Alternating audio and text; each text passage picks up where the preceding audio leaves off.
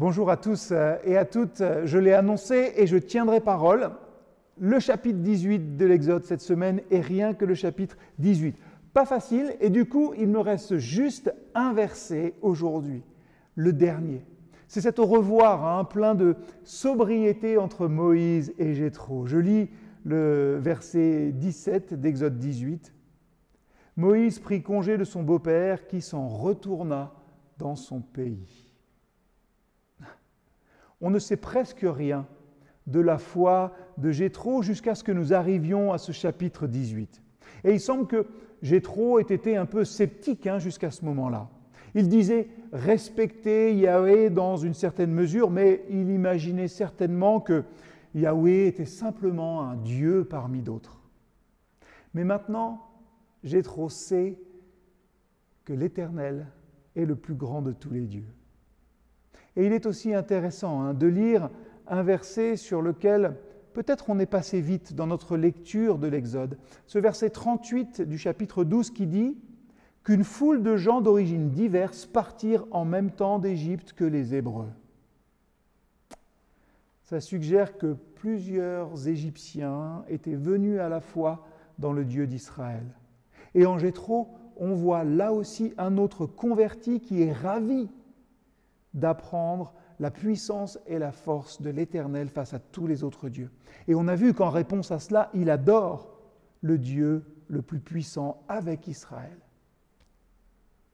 Donc déjà, dans l'Ancien Testament, nous voyons Dieu qui libère son peuple et nous voyons aussi cette grâce largement accessible. À Noël, Dieu s'approche, Dieu s'incarne, Dieu en Jésus-Christ ne nous stigmatise pas, ne nous considère pas comme des étrangers, mais nous redit tout son amour.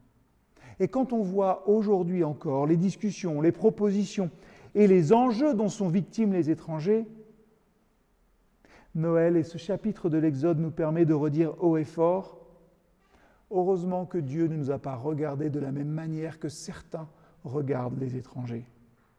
Nous sommes tous et toutes l'étranger de quelqu'un, parfois même au sein même d'un même peuple. Oui, on ne fait pas les choses de la même manière.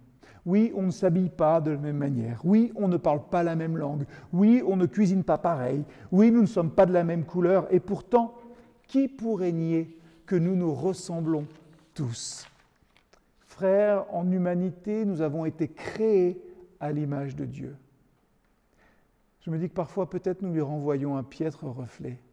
Et pourtant, Dieu ne nous a pas regardés comme des étrangers, comme une déception irrécupérable, comme un échec. Non, plus fort que tout, à Noël, Dieu vient commencer une œuvre qui doit à terme nous transformer. Et à Noël, le Seigneur nous redit à l'oreille « Et si je t'avais regardé avec autant de dédain que toi tu le fais si souvent ?» Noël nous redit que le Messie est venu pour tous parce que nous sommes tous et toutes d'une égale valeur à ses yeux. Il vient mettre de la couleur dans notre vie et de la lumière dans celle-ci aussi. On le rappellera dans quelques semaines, Noël c'est le plus grand cadeau et qui mieux que le vieux Siméon pour en redire la portée lors d'un au revoir plus célèbre que celui pudique de Moïse à Jéthro et de Jéthro à Moïse. Luc 2, verset 29-32. « Maintenant, Seigneur, tu laisses ton serviteur s'en aller en paix.